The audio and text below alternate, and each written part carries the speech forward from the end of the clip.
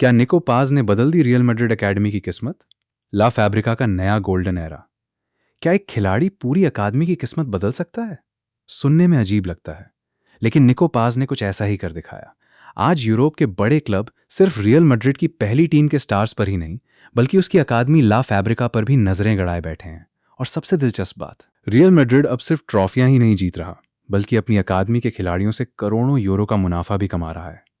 तो आखिर निको पास की कहानी ने कैसे बदल दी रियल मैड्रिड एकेडमी की तस्वीर? आइए जानते हैं। कुछ साल पहले तक ला फैब्रिका को लोग सिर्फ एक ऐसी अकादमी मानते थे जहां से खिलाड़ी निकलते तो थे, लेकिन पहली टीम तक बहुत कम पहुंच पाते थे।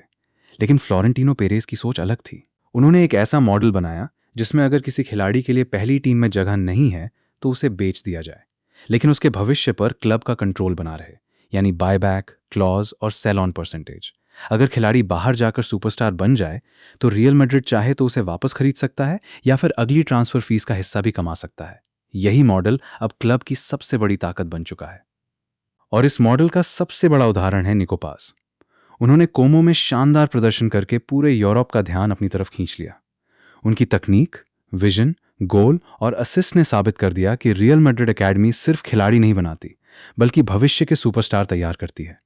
निको पास की सफलता के बाद कई यूरोपीय क्लबों ने रियल मैड्रिड एकेडमी के खिलाड़ियों पर पहले से ज्यादा ध्यान देना शुरू कर दिया। अब हालात ऐसे हैं कि सीरिए ए, प्रीमियर लीग, बंडेसलीगा और ला लीगा के कई क्लब लगातार रियल मैड्रिड, कास्टिला और एकेडमी के खिलाड़ियों को स्काउट कर रहे हैं। क्यों?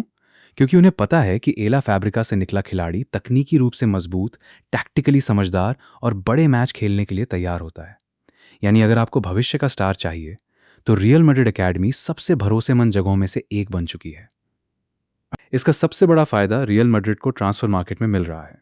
रिपोर्ट्स के मुताबिक पिछले 2 दशकों में क्लब अपनी अकादमी के खिलाड़ियों की बिक्री से 548 यूरो मिलियन से भी ज्यादा की कमाई कर चुका है, और ये आंकड़ा लगातार बढ़ रहा है। हाल की ट्रांसफर विंडो में भी निको पाज, विक्टर मुन्योज और दूसरे एकेडमी खिलाड़ियों की बिक्री से क्लब को भारी रकम मिली, जिससे नए खिलाड़ियों की साइनिंग का खर्च काफी हद तक पूरा हो गया। यही वजह है कि अब रियल मैड्रिड एकेडमी सिर्फ टैलेंट तैयार नहीं करती, बल्कि क्लब के बिजनेस मॉडल का भी एक अहम हिस्सा बन चुकी है। हर नया युवा खिलाड़ी जानता है कि अगर वो ला फैब्रिका में अच्छा प्रदर्शन करता है तो उसके लिए पूरे यूरोप के दरवाजे खुल सकते हैं। और अगर वो विश्वस्तरीय खिलाड़ी बन जाता है तो रियल मैड्रिड को भी उसका आर्थिक फायदा मिलता रहेगा। यानी निको पास की कहानी सिर्फ एक खिलाड़ी की सफलता नहीं है, ये उस सिस्टम की जीत है जिसे फ्लोरेंटिनो पेरेज ने सालों पहले तैयार किया था। आज ला फैब्रिका पहले से ज्यादा मजबूत है, यूरोप के क्लब लाइन में खड़े हैं, और रियल मैड्रिड हर सीजन अपनी अकादमी से करोड़ों यूरो कमा रहा है। क्या आने वाले समय में Gonzalo Garcia, Joan Martinez, Diego Aguado या दूसरे युवा खिलाड़ी भी निको पास की तरह अगला बड़ा नाम बनेंगे? अपनी राय कमेंट में जरूर बताइए। अगर वीडियो पसंद आया हो तो लाइक करें, चैनल को सब्सक्राइब करें और मिलते हैं अगली फुटबॉल स्टोरी में।